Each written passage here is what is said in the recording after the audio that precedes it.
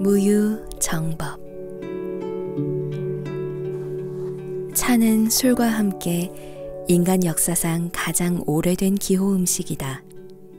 그러다 보니 차 그 자체보다 그에 부수되는 모든 것이 오래된 시간의 값을 한다. 차를 만드는 일에서부터 보관과 전다의 과정이며 다구며 인물 등등, 그 중에서도 특히 예를 둘러싼 복잡한 격식도 한자리 한다. 혹 차를 가까이 하지 않는 분들이 차 마시는데 무엇이 그렇게 까다로운지, 차를 마시는 것인지 의식을 치르는 것인지 부담스러워 안 마신다고 한다. 선도 이런 면은 비슷하다. 워낙 심오하고 명명하여 감히 가까이 하기 두렵다는 말이다. 사람 살아가는 모든 일이 내용만 있고 형식이 없는 것은 없지만 우리 주변의 대부분은 형식에 너무 치우쳐 내용은 없거나 부실하기도 하고, 내용만 취하려다 보면 옷 벗은 벌거숭이가 되어 치부가 드러나 반윤리적 불량배로 보이기 쉽다. 외형적 격식을 갖추어 그 위세와 절도로 내면을 가다듬기도 하고, 내면의 의지와 각오를 다짐으로 외면 생활이 정돈되기도 한다.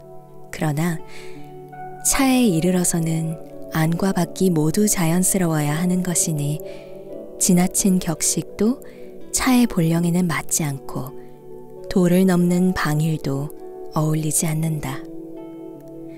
차는 평온한 마음으로 자연스러운 분위기에서 고요히 마시며 즐기는 것이지, 엄격한 절차와 절제된 동작에다 구비된 다구를 통해 의식처럼 치르며 고매한 인격 도야를 위한 것이라면 분명 그것은 우리 다풍은 아니다. 초기에는 형식에 심취했던 효당 같은 분도 만년에는 다도무문이라 하여 평상심을 강조했다. 전해오는 우리의 기록 어디에도 의식다래가 아닌 이상 차를 마시는 절차를 까다롭게 설명한 곳은 아직 발견되지 않았다. 차란 무한한 정서에 연관되기 때문에 격식이 지나치면 정서가 규격화되어 버린다. 나는 차를 마시는 것이 수필을 쓰는 것과 같다고 생각한다. 수필에 흔히 형식이 없는 속에 형식이 있다는 말을 쓰듯이 차에도 격식을 넣으면 격식이 없다는 말이 어울린다. 까다로운 격식으로 남을 때는 진정한 산매의 경지가 못 되고, 그 격식을 자연스럽게 넘어설 때 비로소 참다운 맛을 체득하게 된다. 대교 약졸이라 했던가.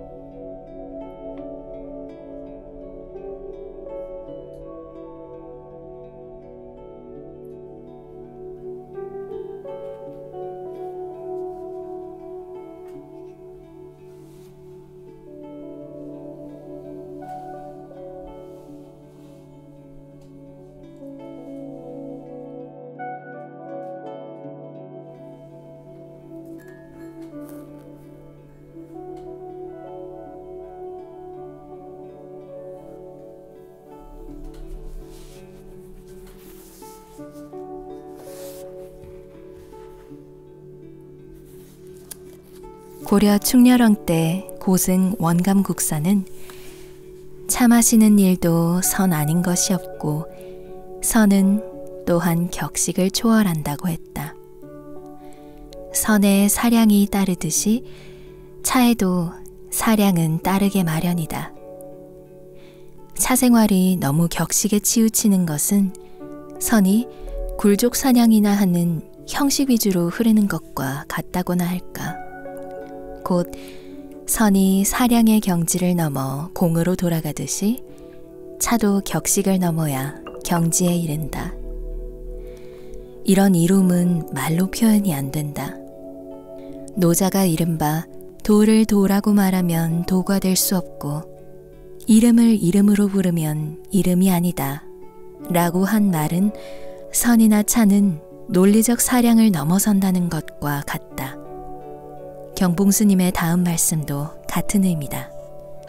이 한 잔 좋은 차맛 우주의 모든 진리 머금었으나 보이기도 어렵고 말할 수도 없구나. 그렇다고 차나 선에 격식이 없는 것은 아니고 기본은 있다. 우리가 일상 먹는 음식에도 까다롭고 복잡한 절차가 있으나 누구도 그것을 거북스러워하지 않는다. 따라서 격식에 구애되지 말고 차와 선을 자연스럽게 가까이 하면 호젓하고 안온한 신비가 깃든 생활의 일부로 자리 잡게 된다. 오늘같이 이렇게 산뜻한 겨울, 눈 덮인 산사의 조용한 선방에서 다양에 젖어 이 두꺼운 껍질 속에 나는 대체 무엇인가를 생각해 봄직하다. 2003년 2월 선원.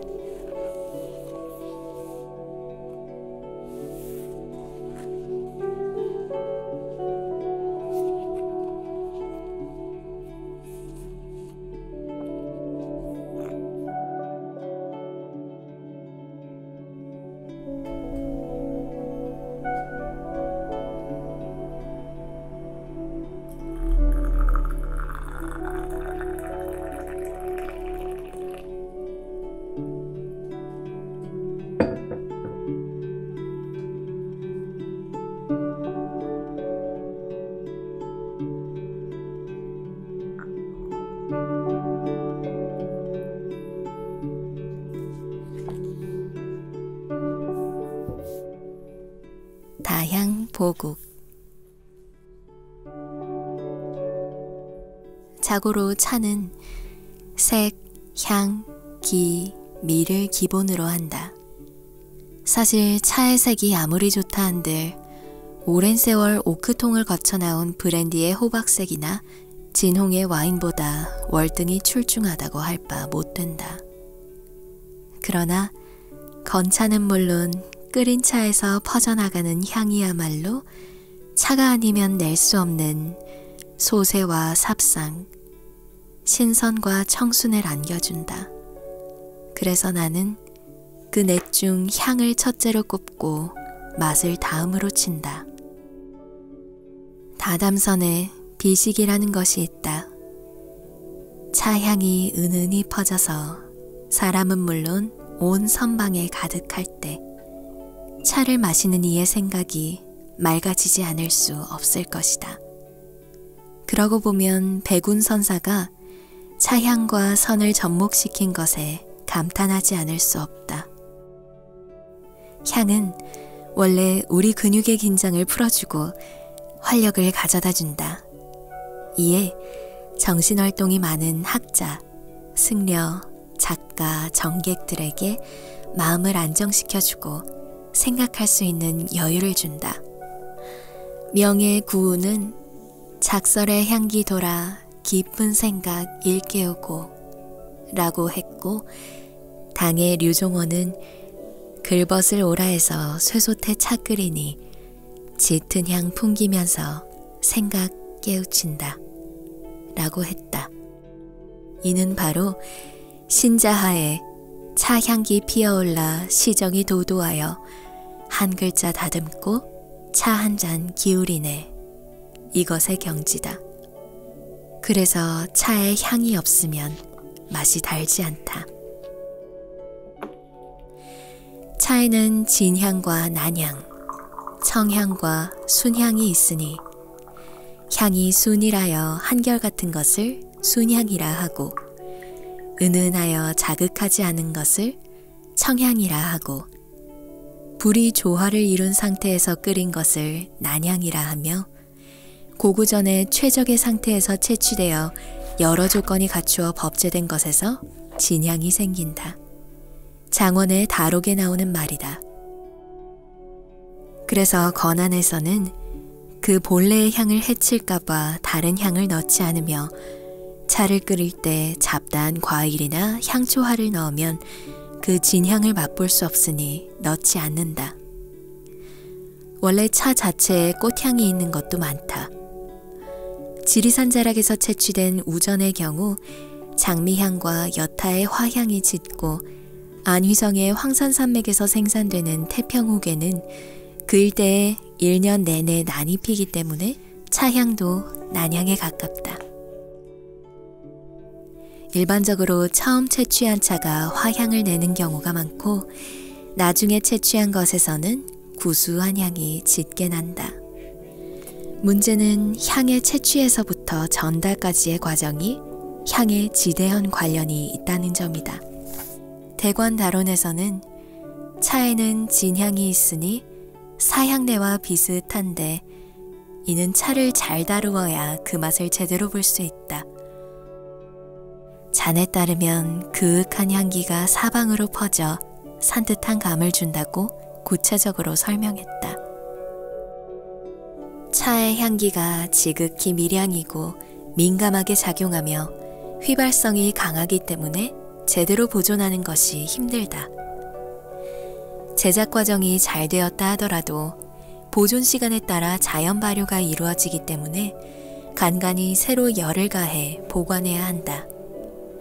또 같은 차라 하더라도 끓이는 시간과 방법에 따라 향이 달라진다. 심하게 말하면 끓일 때마다 다르고 처음과 끝이 다르다.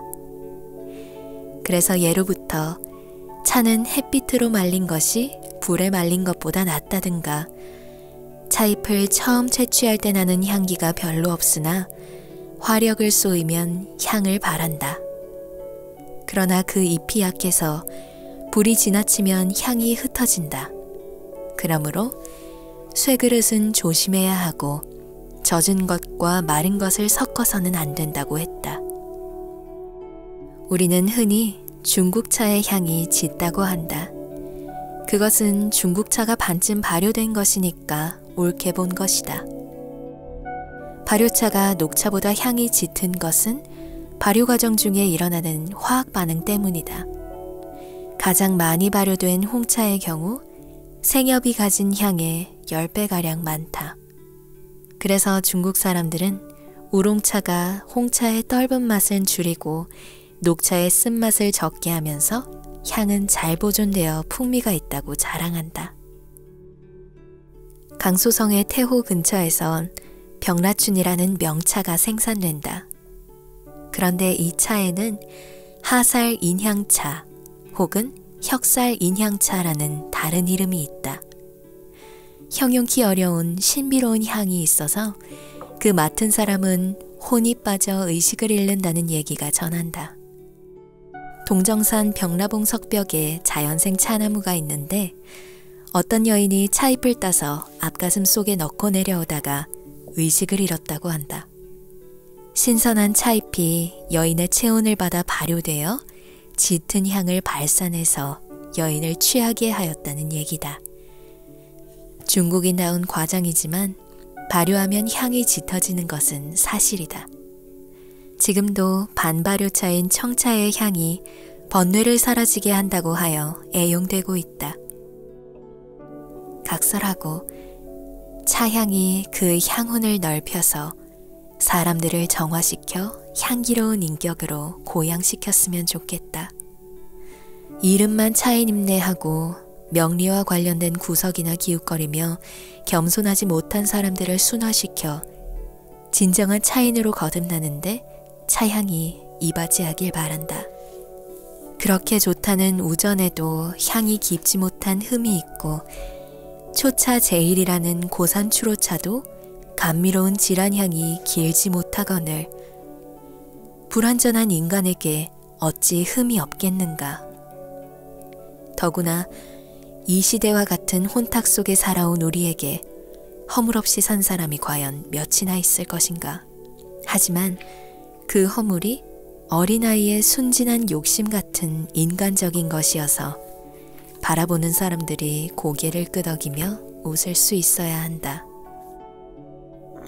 차인들이여, 그대들이 있는 곳에 혼향이 넘치고 많은 사람들이 그대들의 차양 속에 오래 머물러 있도록 자성할 뜻은 없으신지.